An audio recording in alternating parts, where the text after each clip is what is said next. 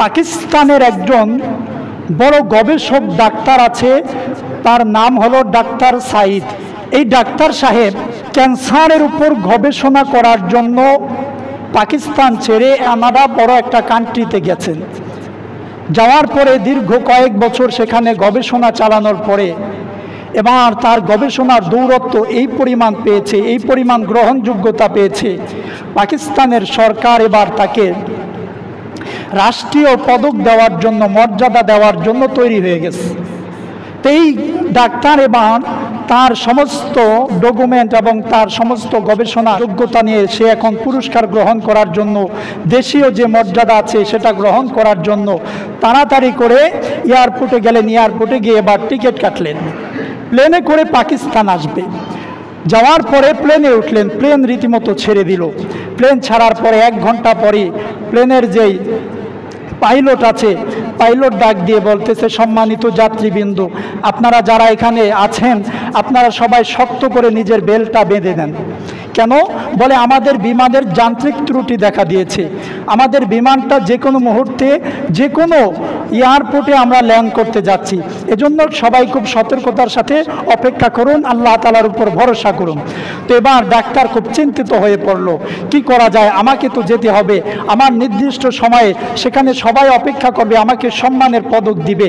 Doctor সাহেব আর ইন্না লিল্লাহি ওয়া ইন্না ইলাইহি রাজিউন, মুসলিম ডাক্তার তো দোয়া করতেছে আল্লাহ তাআলার কাছে, আল্লাহ সব কিছু সহজ করেন। তো কিছুক্ষণ পরে, ঘন্টাখানেক পরেই যে কোনো একটা বিমানবন্দরে বিমানটা ল্যান্ড করলো। বিমান ল্যান্ড করার পরে সবাই যখন নেমে গেল, ডাক্তার সাহেবও নেমে দৌড়ে কাউন্টারে চলে গেল যে আমি এখন কি করব, আমাকে তো দ্রুত বেগে পাকিস্তান ফিরতে হবে। কাউন্টার থেকে তাকে উত্তর দেওয়া হলো, আগামী 16 ঘন্টা পর্যন্ত পাকিস্তানের কোনো বিমান এখানে নাই। তাহলে আমি কি করব? বলে আপনি যেই জায়গা থেকে আসছেন ওই জায়গায় আপনি দ্রুত বেগে যেতে পারবেন যদি প্রাইভেট কার বা উন্নত মানের কোনো যানবাহনে যান।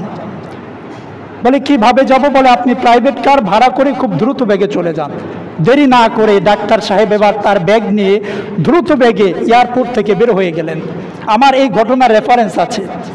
তো বের হয়ে এবার সে প্রাইভেট কার নিয়ে দ্রুত বেগে ছুটছেন কোথায়? সেই আগের জায়গায় যেখান থেকে পাকিস্তানের বিমান ছাড়বে সেখানে চলে যাচ্ছেন। কিছু দূর যাওয়ার পরেই হঠাৎ করে ঝড় তুফান শুরু হয়ে গেছে। কি এক লীলা খেলা তার সাথে শুরু হয়েছে। ঝড় তুফানের ভিতরে এরপরও গাড়ি চলছে। আরেকটু যাওয়ার পরে ড্রাইভার সাহেব এবার ডাক দিয়ে বলে যে ডাক্তার সাহেব, সামনে আর যাওয়া সম্ভব না। কেন? সামনে যদি যাই তাহলে এমন ভয়ঙ্কর রাস্তা আছে, হয়তোবা আপনিও মরবেন আমিও মরব, কাজেই এত রিস্ক নিয়ে যাওয়ার দরকার নাই, আপনি সম্মানের পদক পাবেন যদি আপনি বেঁচে থাকেন। কয় হ্যাঁ তাই তো, তো আমরা কি করব? যেই পরিমাণ ঝড় বৃষ্টি হয়েছে কোনো একটা বাড়িতে গিয়ে আশ্রয় নেই। তো একটা বাড়িতে গিয়ে আশ্রয় নিবে, তাদের গাড়িটা এক বাড়ির সামনে দাঁড় করিয়েছে। দাঁড় করানোর পরে বেশি বড় না, ছোট্ট একটা বাড়ির ভিতরে তারা সেখানে প্রবেশ করতে গিয়ে দেখে যে গেটের উপর যখন নক করলো, গেটের ভিতর থেকে এক বৃদ্ধা মহিলা ছুটে আসলো। এসে জিজ্ঞেস করছে কে? বলে আমরা মুসাফির মানুষ, আমরা এক জায়গায় যাচ্ছি কিন্তু হঠাৎ করে ঝড় বৃষ্টির কবলে পড়েছি, আমাদেরকে একটু আশ্রয় দেন। ডাক্তার সাহেব এবং ড্রাইভার ভিতরে ঢুকলেন। ভিতরে ঢুকার পরে ভিতরে ঢুকেই শুনতেছে কোনো একটা কিশোর বাচ্চার কান্নার আওয়াজ। তো তারপরেও তারা চুপচাপ বসে রইলেন। বৃদ্ধা মহিলা বলেন, আপনারা মেহমান মানুষ এসেছেন, আপনাদের জন্য হালকা একটু নাস্তা পানির ব্যবস্থা করি। তারা বললেন না, লাগবে না। এরপরে যখন বৃদ্ধা মহিলা আসলেন, আসার পরে এই ডাক্তার সাহেব এবার জিজ্ঞেস করতেছে, মা আপনার ঘরে একটা বাচ্চার কান্নার আওয়াজ শুনতেছি, ক্রমাগতভাবে তার কান্নার আওয়াজ বেড়ে যাচ্ছে, তো তার কান্নার আওয়াজ কেন আসতেছে বা সে কান্না করতেছে কেন?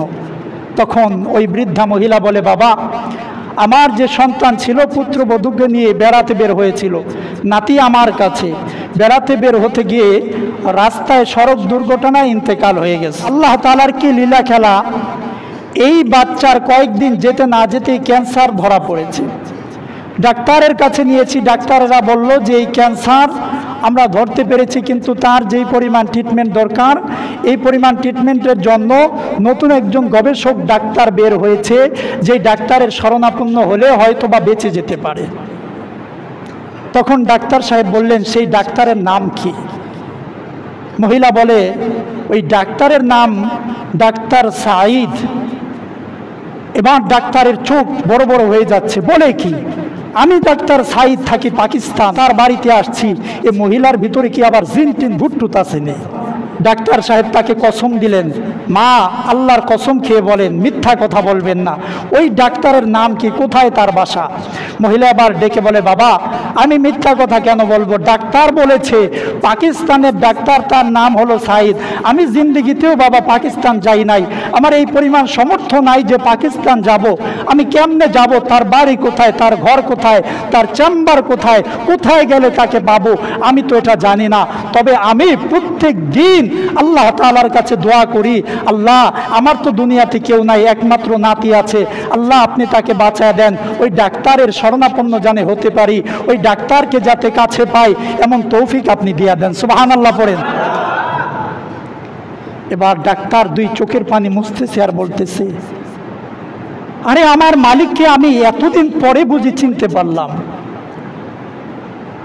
এই মহিলা নামাজ পড়ে পড়ে আল্লাহর কাছে দোয়া করেছে ডাক্তার সাঈদের জন্য।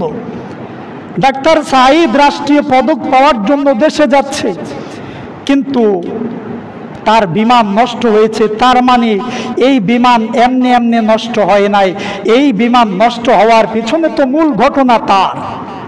গাড়ি বন্ধ হয়েছে, ঝড় তুফান নেমেছে, ঝড় তুফান এমনি হয় নাই, তার দোয়ার বদৌলতে আল্লাহ তাআলা ঝড় তুফান নামাইয়া দিছে। সুবহানাল্লাহ বলেন, দোয়ার বরকত আছে না নাই? দোয়ার পাওয়ার আছে না নাই?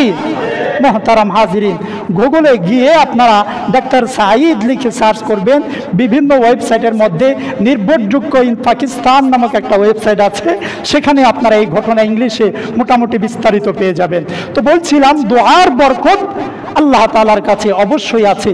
যদি দোয়া করতে পারেন আল্লাহ রাব্বুল আলামিন অবশ্যই অবশ্যই এটার ফল দুনিয়াতে দিয়ে দিবেন। সুবহানাল্লাহ পড়েন।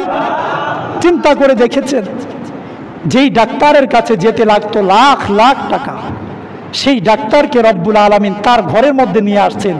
এই পাওয়ার কার? জোরে বলেন, এই পাওয়ার কার? বৃষ্টি দেওয়ার মালিককে? আরো জোরে বলেন, বৃষ্টি দেওয়ার মালিককে? নাকি আবার দুই ব্যাঙের সাথে বিয়া দিলে বৃষ্টি হয়ে যাবে, সরিষা ছিটাইলে বৃষ্টি হয়ে যাবে? এমন বিশ্বাস যারা করে, নিঃসন্দেহে এরা আল্লাহ তাআলার সাথে শিরিক করে, এদের ঈমান থাকবে